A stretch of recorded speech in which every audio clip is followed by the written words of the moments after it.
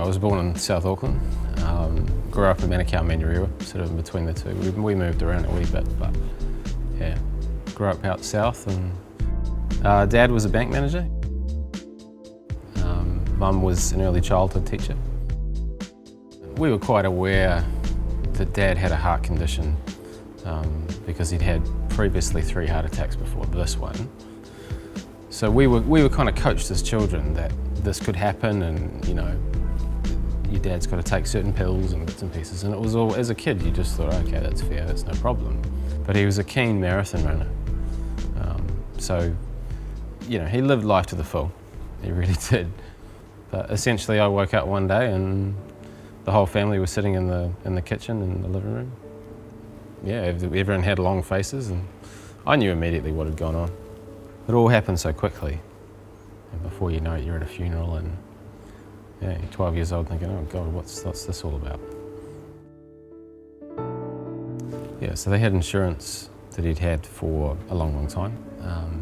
Obviously had the life insurance and bits and pieces in place, and he was quite aware that, you know, if he left, there would be a big financial hole that was left. So they were well insured, and subsequently, you know, we didn't want for anything. You know, we were never wealthy, but we certainly had the means to do what we needed to do, which was good. It gave Mum the ability to say, listen, I can get this a really good education for the boys. So all of a sudden we ended up at St Kent's in Pakuranga. So here's a kid that grows up in South Auckland, all of a sudden amongst, you know, some of the elite of Auckland. And you know, I think it's been really valuable for us. You know, we got a good education out of that. But we moved from a house at the bottom of Redoubt Road, and it was decided, our uncle's an accountant, so they said, listen, this is what you need to do with the money. Why don't you go and build yourself a nice house, and the kids can grow up, you can remove yourself from the house that you're in, and you can just start again. And the house was built, and it was great and wonderful.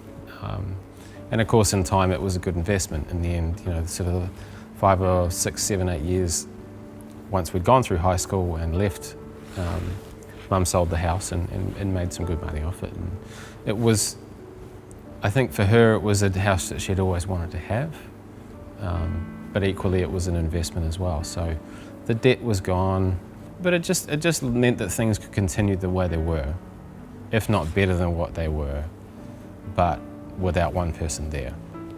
So it wasn't a double loss. It gave her some space, and she needed it. So did we all. If we hadn't had that life insurance, things would have been a lot tougher. There's no doubt about it. Just because we would have had to pick up things that we couldn't have done, you know, worry about bills and all sorts of things. I mean, yeah, we were lucky. Very lucky.